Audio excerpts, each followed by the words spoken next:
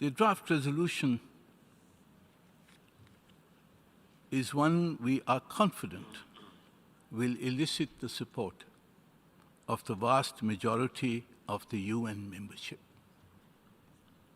Pakistan has not co-sponsored this draft resolution, and we have not done so because we reserve the right to submit amendments to ensure that the text which is adopted by the General Assembly is equitable and balanced.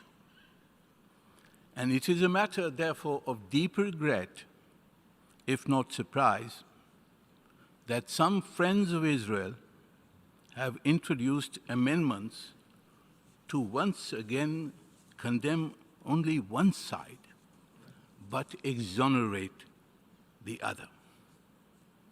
Unlike Canada, I cannot appeal to their sense of equity and justice. But what we can do is to appeal to the sense of humanity, of justice and fairness of the rest of the UN membership. And I'm confident that this entire membership will not agree to place the blame only on Hamas, but not on Israel. That would be unjust, unfair, and inequitable. Mr. President, when you deny people freedom and dignity, when you humiliate and trap them in an open-air prison where you kill them as if they were beasts, they become very angry, and they do to others what was done to them. And therefore, for Austria and my friend from the United States to blame Hamas in their amendments is not equitable, is not just. The blame, if it's to be placed, has to be placed on both parties, and especially on Israel. Mr. President, with the end of the pause, the skies over Gaza are filled with projectiles of death, attack helicopters, drones, artillery shells, tank shells, mortars, bombs, missiles. Israel has dropped 25,000 tons of explosives on Gaza, nearly the equivalent of the atomic bombs dropped on Hiroshima and Nagasaki. Israel's goal is not only to erase Hamas. This is a war against the Palestinian people. Israel's goal is to erase not only a people, but the entire idea of Palestine. Its campaign is a carbon copy of the massive campaigns of racial slaughter by other settler colonial regimes in history.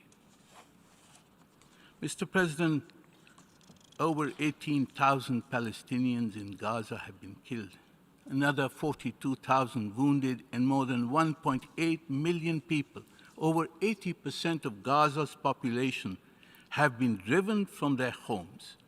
Thousands are missing, buried under the rubble. And yet Israel is not deterred.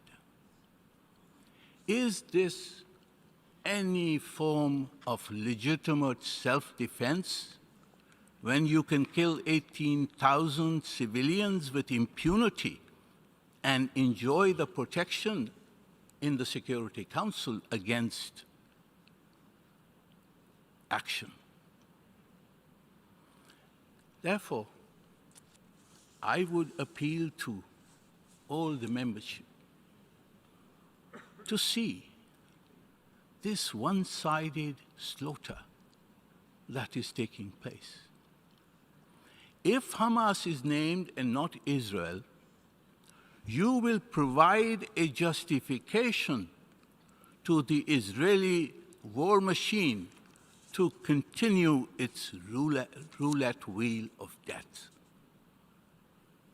I believe that this is not the intention of the membership of the United Nations, to justify, to give a justification for the genocide that is taking place. I would therefore, on behalf of my delegation, on behalf of all the Arab countries, on behalf of the OIC, appeal to all the membership to vote against the amendments proposed in L28 by Austria and L29 by the United States. In case these amendments are adopted, Pakistan will submit sub-amendments to these in order to restore balance, in order to name Israel as the perpetrator of the mass crimes that are taking place in Gaza today. I thank you, Mr. President.